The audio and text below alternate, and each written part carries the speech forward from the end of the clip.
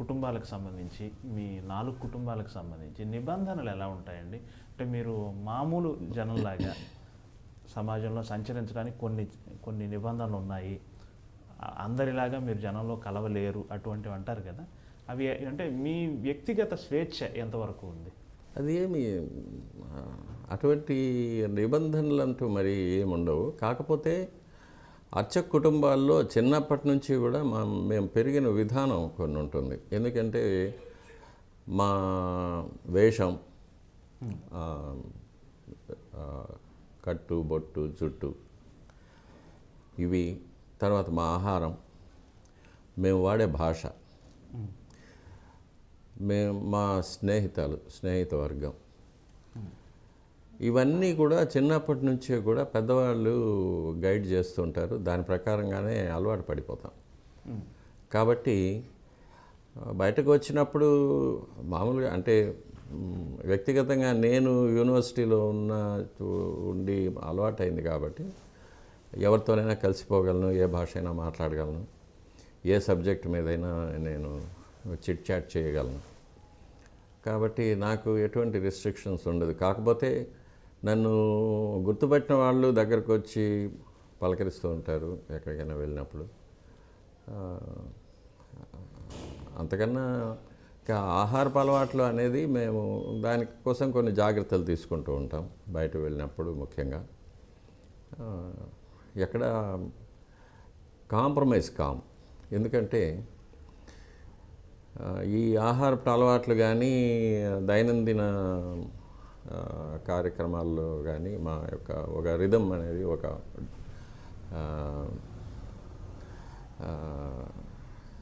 Programmes అనేది వృత్తిపరంగానే decide అయి ఉంటాయి. కాబట్టి దాని ప్రకారమే గుళ్ళో ఉన్నా కానీ బయట ఉన్నా కానీ దాని ప్రకారమే వేకువజామున లేవడం, ఆరాధన, అది అనుష్ఠానం చేసుకోవడం, ఇవన్నీ కూడా ఉంటాయి. అలవాటు పడ్డది కాబట్టి దానిలో పెద్ద ప్రాబ్లం ఏమి ఉండదు. నిరంతరం స్వామివారి దగ్గరే ఉంటూ వారికి నిరంతరం సేవ చేస్తూ ఉంటారు కదండి. సమాజంలో జరిగే మార్పులు, సమాజంలో జరిగే ఇవన్నీ కూడా మీ చెవిని పడుతూ ఉంటాయి. మీరు అంటే మీ ఆవేదనని లేదా సమాజం తాలూకు ఆవేదనని స్వామివారితో ఖచ్చితంగా విన్నవించుకుంటూనే ఉంటారు. ప్లస్ స్వామివారిలో క్షణక్షణానికి వచ్చే ఆ మార్పులు, ఆ స్పందనలు, అవి మామూలు మాబోటి వాళ్ళని గుర్తించడం. కానీ మీ బోటి వాళ్ళు మీకు అర్థమవుతుంది, స్వామివారు నవ్వారు, కోప్పడ్డారు, ఇట్లాంటి సూక్ష్మమైన ఫీలింగ్స్ మీకు అర్థమవుతుంది. అది దేవాలయంలో కులశేఖరపడి అని ఒక థ్రెషోల్డ్ ఉంటుంది. అంటే అది ఆ మెట్టు దాటి ఎవరు లోపలికి రాకూడదు, అర్చకులు తప్ప. నాకు సంబంధించినంత వరకు కులశేఖరపడికి బయట ఉన్నది భౌతికమైన ప్రపంచం, కులశేఖరపడి లోపల ఉన్నది ఒక మానవాతీతమైన ఒక పరిమాణంలో ఉంటుంది. అక్కడి నుంచి బయట ప్రపంచాన్ని చూసినప్పుడు మనకు అది పారదర్శకం అయిపోతుంది. వచ్చిన ప్రతి మనిషి ట్రాన్స్పరెంట్ అయిపోతాడు అక్కడ మా దృష్టికి. బయట ప్రపంచంలో జరిగే పరిణామాలు వీటన్నిటినీ కూడా అక్కడ చూస్తూ ఉంటాం. భక్తులనే పేరుతో వచ్చే కొంతమంది, నిజంగా భక్తితో వచ్చే కొంతమంది, వారికి అక్కడి సిబ్బంది చేసే సేవలు, వీటన్నిటిని చూసినప్పుడు కాస్త బాధగా ఉంటుంది, కొన్ని సమయాల్లో జుగుప్సగా కూడా ఉంటుంది. అప్పుడు నేను ఈ ప్రపంచాన్ని చూడకుండా స్వామివారి వైపు తిరిగి కూర్చుంటాను. లేకపోతే స్వామివారిని అలా చూసినప్పుడు స్వామివారు నవ్వుతూ ఉంటారు, ఇదంతా నా లీలే, నేనే వీళ్ళందరినీ ఇలా ఆడిస్తున్నాను అంటారు. సరే, ఇంకా కాకపోతే మనకు రామాయణ మహాభారతాల్లో చెప్పారు యుగ ధర్మాలు అనేది ఉంటాయి. కృతయుగంలో 4 పాదాల ధర్మం నడిచిందని, తర్వాత 3 పాదాలు, తర్వాత 2 పాదాలు, కలియుగంలో 1 పాదం. కలియుగం ముదిరినప్పుడు అంటే చివరి ప్రళయ సమయం వచ్చినప్పటికీ ఆ ఒక్క కాలు కూడా విరిగిపోయి ధర్మదేవత కుంటుతూ నడుస్తూ ఉంటుందని అది చూస్తున్నాం. తర్వాత ఇక నాస్ట్రడామస్ కానీ పోతులూరి వీరబ్రహ్మం కానీ, మహాభారతంలో అనుశాసన పర్వంలో భీష్ముడు ధర్మరాజుకు ద్వాపర యుగం పూర్తయి కలియుగం ప్రారంభమయ్యేటప్పుడు కలియుగంలో ఎలా ఉంటుంది అనే విషయాన్ని గురించి బోధించడం, అవన్నీ కూడా మనం చదివినప్పుడు సరే ఇవన్నీ కూడా దాని ప్రకారం జరుగుతూ ఉందనేది తెలుసుకోవచ్చు.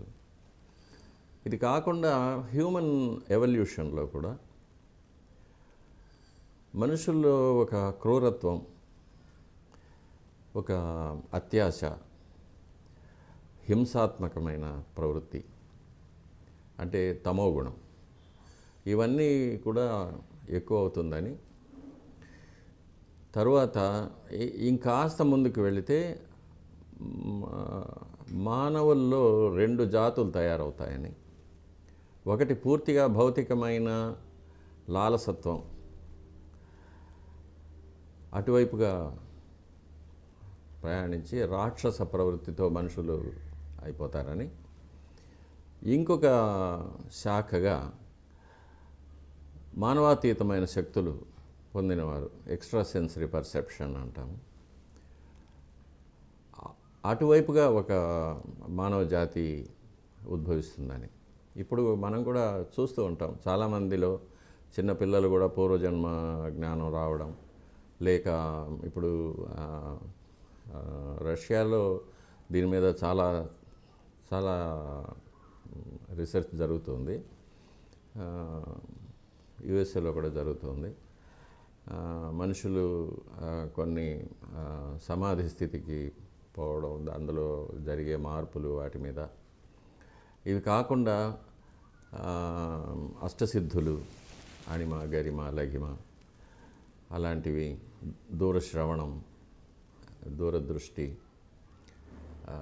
తర్వాత భవిష్యత్తులోకి వెళ్ళడము, it's called out of the body experiences అంటాము, తర్వాత నియర్ డెత్ ఎక్స్పీరియన్సెస్, ఇట్లాంటివన్నీ బయటపడ్డాము.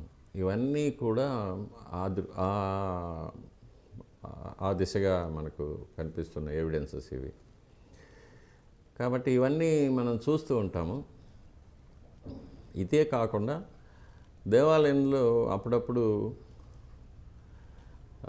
కొంతమంది మహాయోగులు, సిద్ధులు, మహర్షులు కొన్ని పుణ్యదినాల్లో వస్తూ ఉంటారు. వారు కూడా వచ్చి స్వామివారిని దర్శించుకుంటారు. స్వామివారి నుంచి కొంత దివ్యమైన శక్తిని స్వీకరించి వెళ్ళిపోతూ ఉంటారు. వారు మామూలుగా ఎవరితో మాట్లాడరు, ఎవరిని చూడరు, ఎవరిని స్పర్శ చేసుకోరు. కానీ వారు వచ్చినప్పుడు దేవాలయం అంతా కూడా పూర్తిగా ఒక వైబ్రేషన్ ఉంటుంది. అది మనం మహద్వారంలో అడుగు పెట్టేటప్పుడే తెలిసిపోతుంది ఎవరో మహాత్ములు గుడిలో ఉన్నారనేది. అటువంటి వారు కూడా వస్తూ ఉంటారు, పోతుంటారు.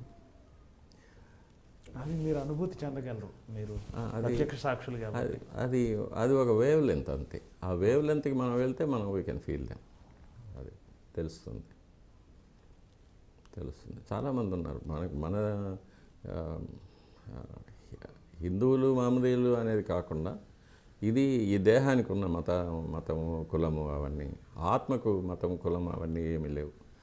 చాలామంది పాశ్చాత్యులు కూడా వచ్చినప్పుడు అటువంటిది ఉంది. వాళ్ళు చూసే విధం, వాళ్ళు స్వామివారి దగ్గర ఆ శక్తిని గ్రహించే విధం, ఇవన్నీ కూడా మనం చూస్తూ ఉంటాం గుళ్ళో కామన్.